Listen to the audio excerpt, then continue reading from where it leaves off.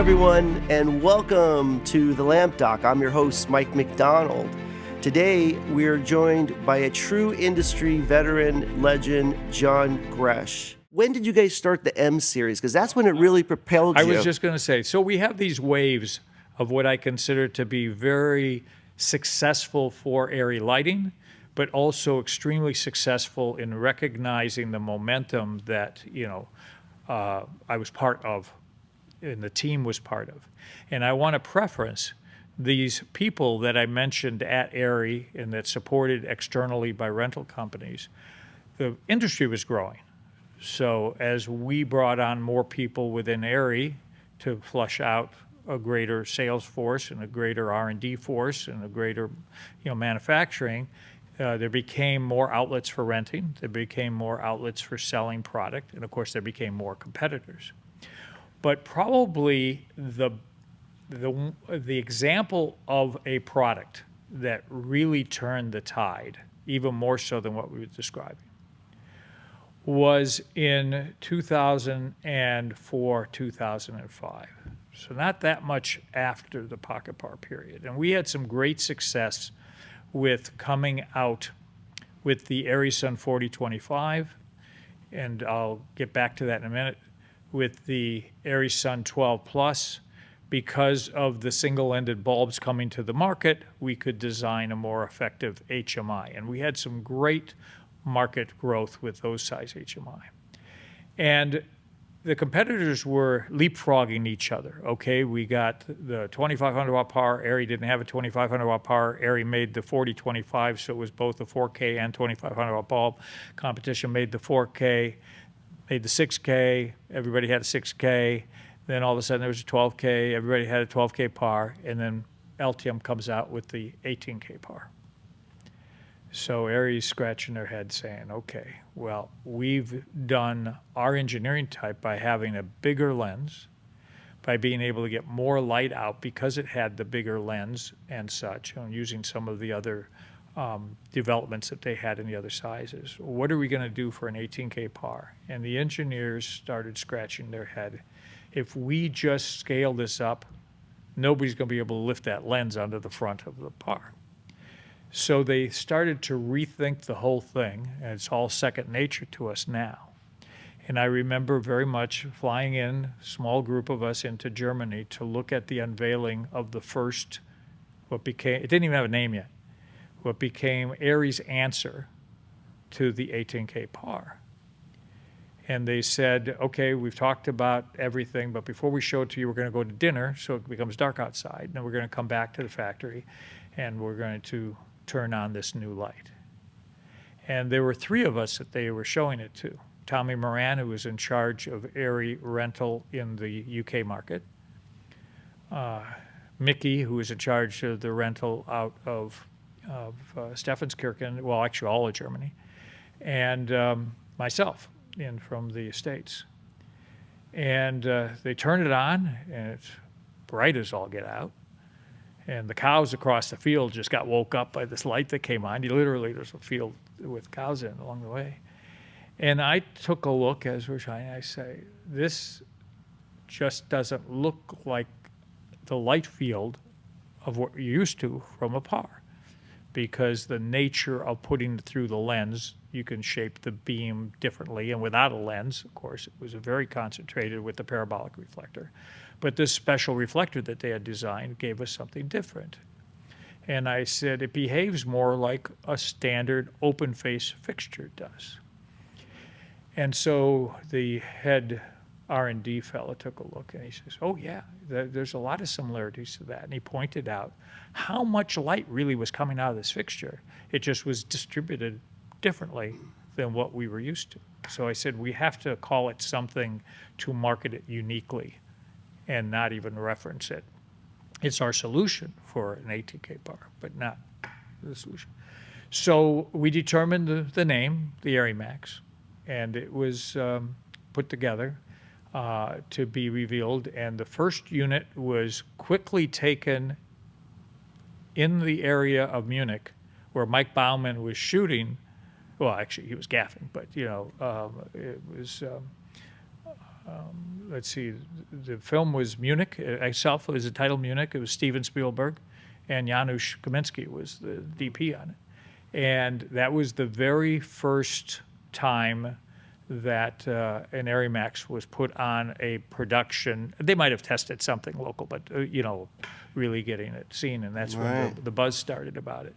So to answer your original question, the M-Series was an outgrowth of the technology of the ARRIMAX, and the success of the ARRIMAX just automatically said, well, what if we did this in different sizes and worked backwards to make it interchangeable with the same housings we were using for the other sized units. The ARRI Suns. And then we backed into the fact that they were making a 9K single-ended bulb. Okay, well, let's make a combined 6K, 9K unit, although almost everybody used a 9K bulb in it, but you could put it down so you could have a smaller ballast housing than you did have at the time for a 12K. And it's worth mentioning, in a major shift is the electronic ballast wave. When we first were marketing the ARRI electronic ballast, which was made cooperatively with a company called B&S, it was marketed under the ARRI name, logoed only as the ARRI name, but we never hid the fact that Michael Schmidt, Wilfried Brockman were the designers of this. It was their college thesis project, as I understand it, that they came out with it, and they put it together, and they worked with ARRI and to market it.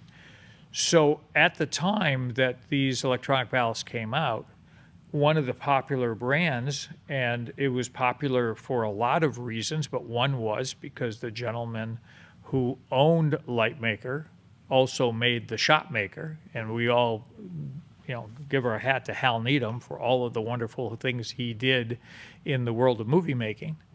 But it was difficult selling the ARRI ballast because of the imprint that Hal had made with his Lightmaker ballast, and also he had a DC version of it, so a lot of the studios wanted the DC version.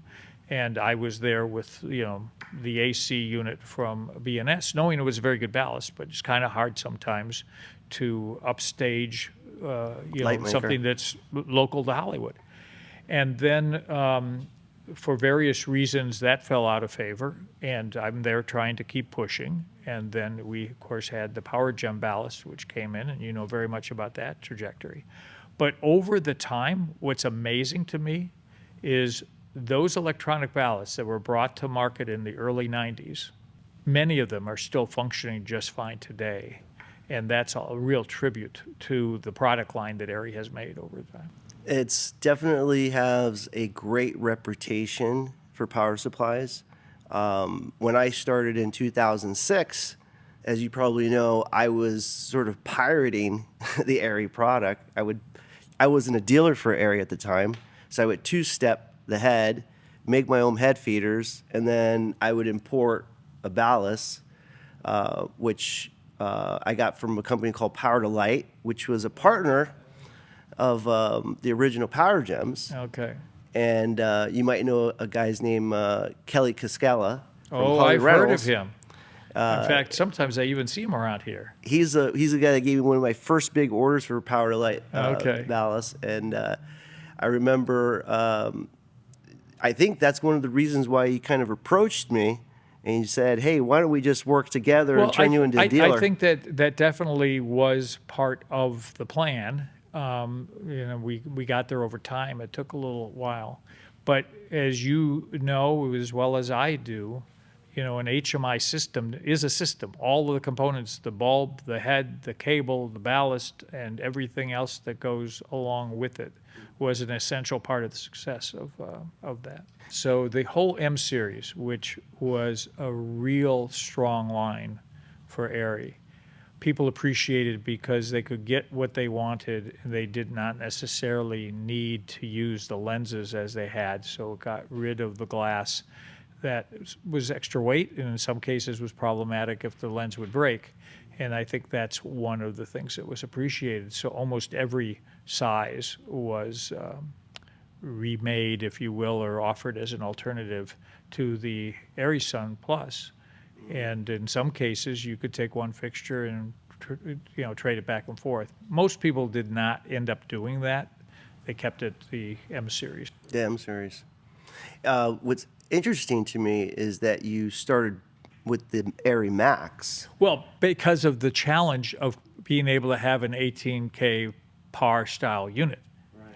It basically was solving that problem and then back channeling it all the way down the line. Not to the saying, M18. Yes. Yeah. Mm-hmm.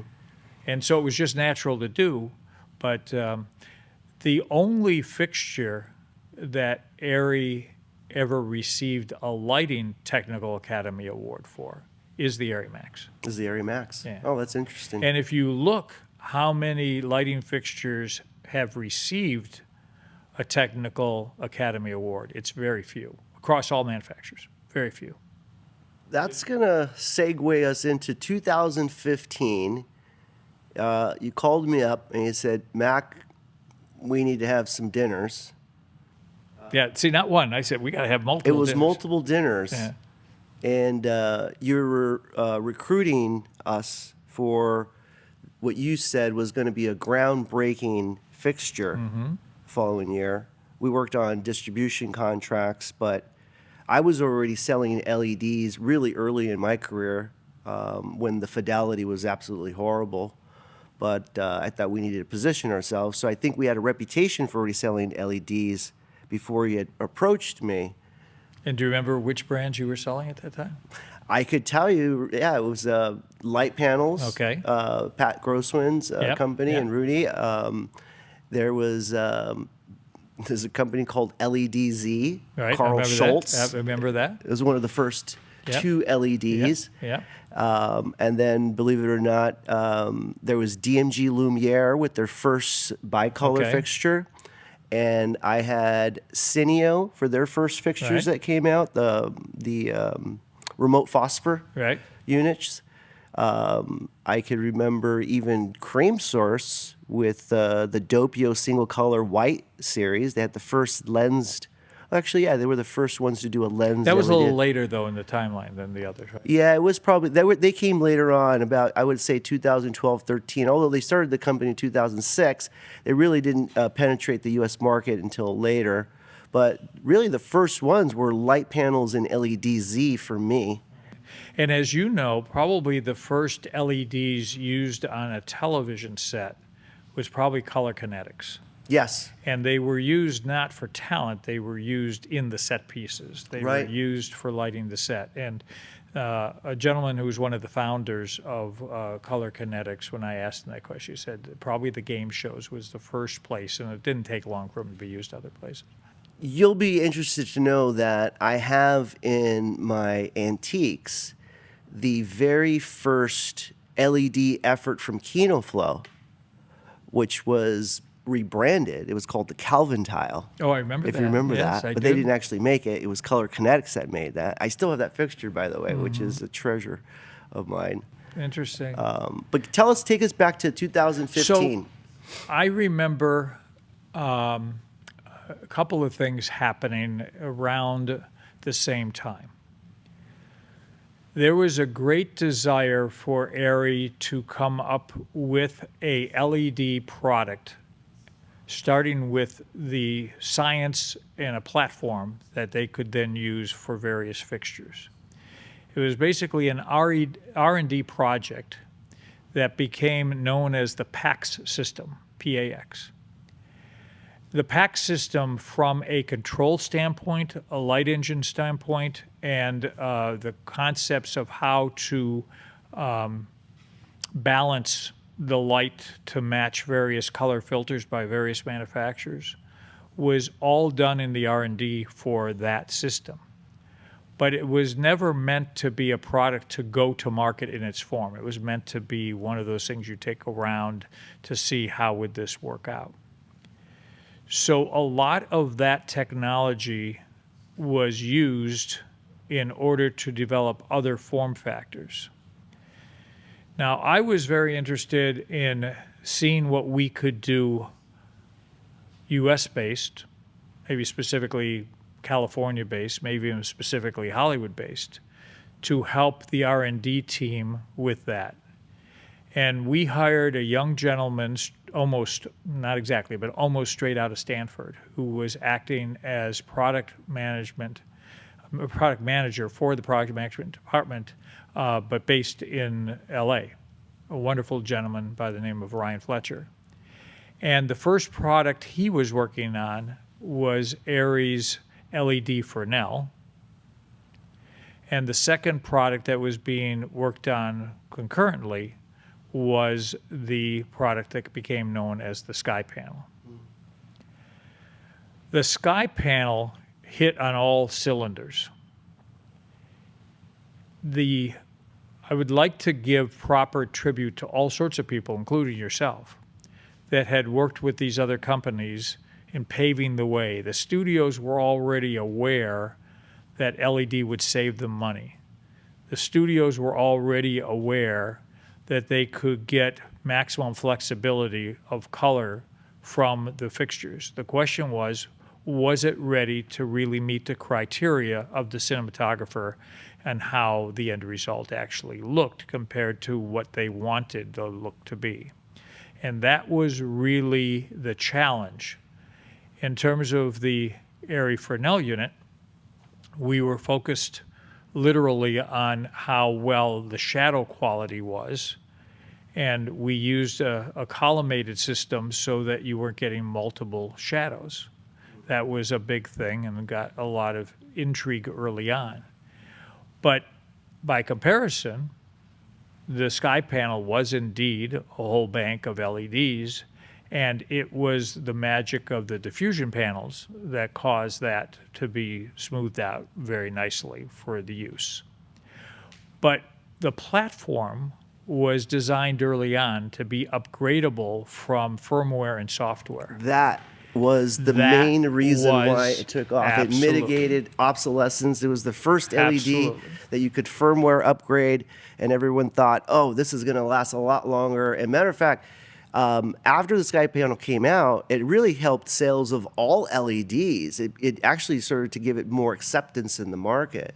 But please continue. Well, yeah. But that was one of the great things about it. When Ryan and the teams he was working with left us to go back to school and get very involved in the world of business and left our industry, we hired Mike Wagner. And many people know Mike Wagner now as being, president of Lightgear. Yes, thank you. And he was with us for quite a few years during the ramp up of the SkyPanel. Now, not to minimize any of the people involved in the home office of Germany, but the face in the United States, specifically in this market, was Mike at every trade show introducing in a spectacular presentation something that everybody could relate to. Was jaw-dropping. We just added these features.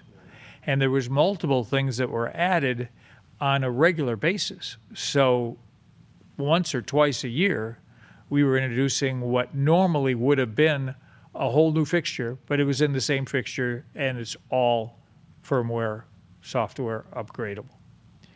And this was, as we already pointed out, what led to rental houses saying, we have the best ROI of all of the equipment that we have from the SkyPanel. They're always out. People always want more. And it was the trajectory that we were able to hone in perfecting. Hard to believe it was 8.5 years ago. Yeah.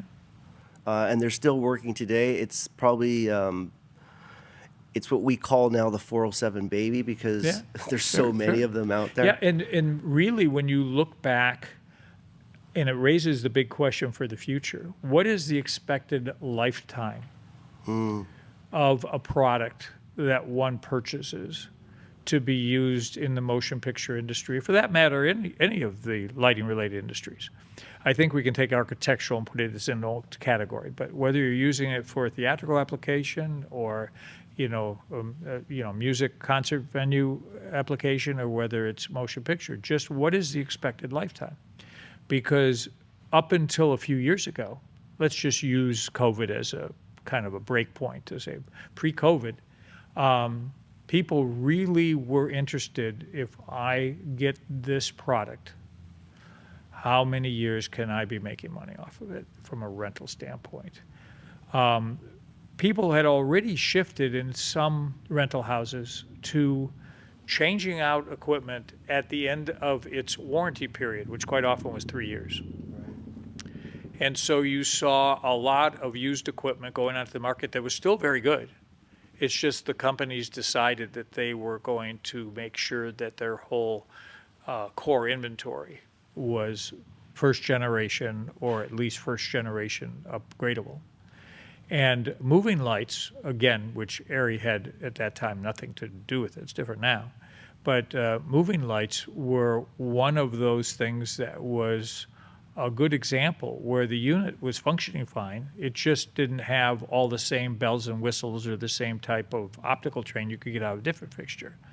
And so as the different companies providing moving light technology started to come up with ways to improve what they were doing, it became very noticeable. So what does that upgrade path look like? What does that B stock look like? Even though it's not B stock like I grew up with, it doesn't really have the same clarity. But no, it's fine. It's just not the latest version.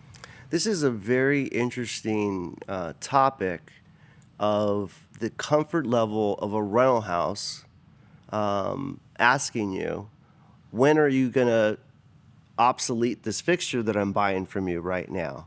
I mean, 8 years for the SkyPanel seems like a pretty good run. So you guys but nobody believed that we would say we plan to keep this going for a long time. For 8 years. Yeah. Well, at the time, we didn't know if it was going to be 6 years or if it was going to be 8 years or if it was going to be 10 years. But right.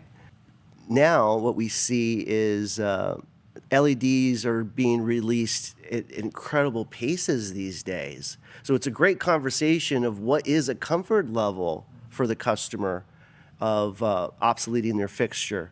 And so you probably could have came out with a SkyPanel Pro 4 years ago, maybe, right? You could have had wireless built-in, ballast, and weatherproofing, all that good stuff. I don't want to speak for ARRI today, but I would say a lot of those ideas were in the file, were on the drawing boards, were in the R&D lab. The question always is when would it go to market? Yeah, and that's probably out of just respect for your customer base that invested so large into it. I think that's a byproduct of it, but I think that anytime you want to come out with a product, you look at what is it that you're going to obsolete and what is it that you're going to not have the revenue from that's already in existence. And that's always a challenge of a product management team. Yeah, SkyPanel did SkyPanel win any awards? Well, we received an Emmy, and it was for the engineering. Probably the only good thing to come out of COVID is that nobody was traveling from Germany to receive the award, so I had a chance to get up and actually receive the award on behalf of the ARRI engineering team a few years ago. So I remember it was a that. television Emmy from the technical side of things. And it was quite something. We received a lot of other awards from various other groups, but that would be the marquee. Yeah. And here's something, again, I don't really know to say this with authority for the last, let's say, year, but there has been no LED fixture given a Technical Academy Award. That's correct. Yeah. And I think the committee has been meeting to decide when, what, and where, but I certainly know when I left ARRI there wasn't. That's a great history. And you've done so well as a sales and marketing gentleman in this industry. Thank you. What advice could you give some newcomers that are coming into this industry? What do you think are some of the key qualities you might need for success? I think being able to have a mentor or a few mentors that you can rely on to give you good advice, good direction. You may have some mentors that are not as forward thinking for change as others, so you want to balance that out. Sometimes you have a great mentor, but they're for lack of a better word, kind of stuck into a period of time of technology or style, and you have others that are always trying to change what's already just been done. But I would think the number one thing I would say is don't hesitate to ask people of all ages if you can, quote, pick their brain, spend some time with them, and would they be your mentor? And I still to this day look for mentors, but I call it reverse mentoring now. I look for people considerably younger than me, and I listen to what they have to say about application and what they have to say about technology. And the joke always is to operate the latest thing, you get your grandkid to show you how it works. It's the same way to do. So mentoring can work over any age group in any direction. Well, John, I've been very blessed to have you as one of my great mentors, and you have not only helped our family tremendously, but also you've been a huge inspiration to me. Anything else you want to talk about as far as mentors are concerned? Well, I will do this parallel with mentors, and I'll come back to the importance of it. I think what's considerably unique about the production industry is how many people work with a gig mentality. You work on a show, you go to another show, and you're always from one project to another. You make friends on those projects, and you may work with them again, you may not. So I think the old adage of don't burn any bridges is always something to keep aware of. At the same time, you make a note of these are the people that I like to work with, and maybe there's some people that you say that's just not the group I want to be with. And I think, in fact, I know that that's important when you can afford to select who you work with and the type of things that you work with. It's easy to go down a tangential path in a place you don't want to be. And there's big change. I was with ARRI 36 years. I'm going to publish 35, but technically it was 36. That's a long time, unless you own the company like you do. That's a long time to be with a company. And I'm not saying that is workable for everybody, but I do think that some people pivot maybe too quick. Yeah. And I'm not talking about going from one show as a gig to another show. I'm talking about if you're involved with the company. Denny Claremont used to always say, and this was back in the 80s, if somebody were to come, you may want to be on a crew, but if you're going to come work for me, I want you to give me at least 2 years before you move on, because we're going to spend a lot of time together and, want it to be mutually beneficial. And then if you decide to move on, that's, your business, as opposed to people who might change their mind after 2 months. Well, it certainly worked out for you, I would say. A true legend, a gentleman, and a scholar. Folks, I suggest you follow John Gresch on Instagram. He's always happy to answer questions for young, aspiring filmmakers. Follow, like, and subscribe. Thank you, John, for coming on to our show. Ladies and gentlemen, John Gresch. Thank you so much. Thank you. Thank you for tuning in to this episode of The Lamp Doc. If you enjoyed this episode, don't forget to subscribe for more stories behind the lights. Until next time, this is The Lamp Doc, signing off.